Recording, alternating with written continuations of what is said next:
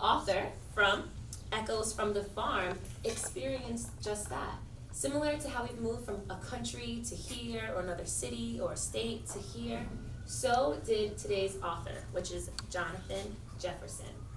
He lived in New York City, lived in Queens, where you can hear the hustle and the bustle and hear the sirens of the people.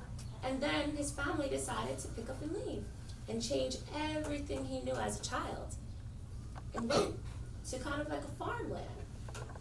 So what are some differences that you would expect him to see or experience as a child, moving from the city where you don't really have, you have a lot to go to, maybe not as much space to just play around, to more of a farm? Yeah. To see new things. Okay, so I hear seeing new things. Jean? Food. Say again? Food. Food. So the food might change, definitely. Osmond? He has to probably adapt to where he starts living. Yeah, he would have to adapt to where he starts living, like we all have had to do. Zora? He probably has to wake up early. Maybe wake up earlier. And now you remember you're a child. So what are some activities that might change from when you're in the city to when you live on a farm? Yeah. Playing outside. Playing outside might change. Huge differences. I hear huge difference. O'Neill, what about playing outside do you think might be different? Making new friends. Okay, so you make new friends while you play outside? Yeah? No video games. No video games? So you're forced to be outside. No, So today's story, no TV. yeah. So today's story is just a quick memory about what our author Jonathan Jefferson experienced when he was about your age, when he moved to a farm. And he was forced to play outside, where he had to have fun with the nature around him. So today's memory and today's story is called Jumping the Swamp. Most of my permanent scars came from accidents on the farm. Real life stuntmen Evel Knievel inspired my most daring effort.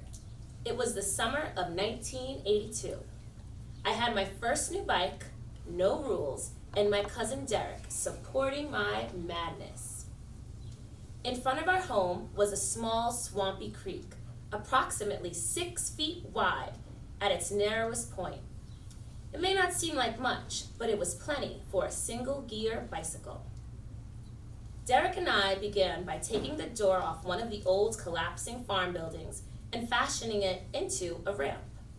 I remember a phone chat with my brother Kenny about my plans. As expected, he encouraged me by wishing me success. I was behaving very much like my brother Herb, master of fun. So right now, envision you're on a farm.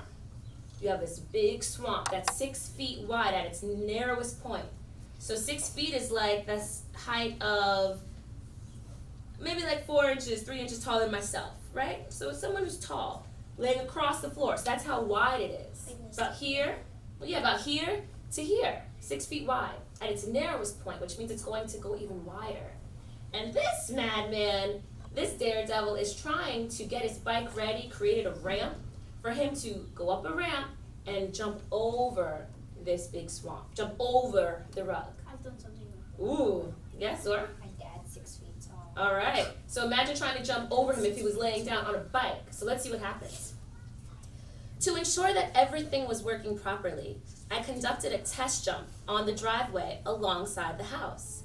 To this day, that test jump remains the highest and furthest I have ever traveled through the air on a bike. I knew I was in for a rough landing when I looked to my right and saw that I was even with the attic window. So that's all the way on the top, the top window. So he's jumping over and sees the attic window in his vision. I held on to the handlebars and landed so hard on the bike seat that the iron seat pole bent. My landing was cleaner than Evel Knievel's at Caesar's Palace, but once I landed, I slid underneath my mother's car, which was parked behind the house. My backside was bruised, and a scar on the right side of my lower rib cage still commemorates the event. I never did jump the swamp, but I take solace in the fact that I would have cleared it by plenty. Who knows? Maybe someday I'll attempt it again. So was he successful at attempting this massive jump over this swamp? Yes and no. Nope. Okay, so tell me what you think. Nope. Yes, because he jumped over the net, and no, because he got screamed on his back instead. Okay, so yes, because he achieved this greatest, most robust jump in his life, so he has that experience. But then no, not necessarily because he never quite made it over the swamp, right? Instead, he has the back scratches. And so sometimes when we try to accomplish things, we're not that successful, but we find success in it. And so in his playtime outside, he was able to accomplish something that still lives with him and in his heart to this day. Can any of you think of any play experiences that you've had that you'll probably never forget because they were either that crazy, that exciting, or that memorable? Yeah. I went to a circus and motorcycles and little ball. There was like 12 of them. Ah, so going to the circus. Yeah. There's this like demo version of surfing. Mm-hmm. I fell a few times. Like I was there for like 2 days, and the first day was kind of bad in this demo surfing because there's this flat surface and it's almost like as a wave. So you got to pretend that you were surfing. Yes, and then the next day I was like very successful with it. I was standing, I did a flip in the water, Mm-hmm. and it was very good. Awesome. Other experiences of playing where you think it will be with you forever. Awesome. Joy. There was one time I went to Adventureland and I saw a weird ride and I thought it would be a little ride, but there were a lot of stuff like flips that I didn't know. So when I went on it, I actually got really excited instead of scared. Mm-hmm. And one more play experience. So me and my friends were trying to see who could kick the ball the highest, and my friend kicked it really high that it came up, and I kicked it so high it went to the other neighbor's house. And how did you feel when you were able to kick the ball so high that it went to the other neighbor's house? Proud.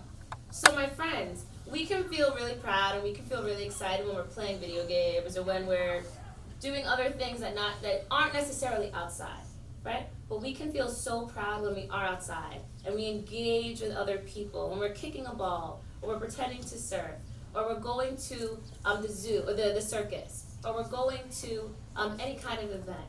But you have that ability to experience playtime right outside your house, wherever you are. If your yard's this big or if your yard's this big. If you have a courtyard, if you have a playground, whatever it is, you can find the time to play and experience these great memories that will last with you for the rest of your lives.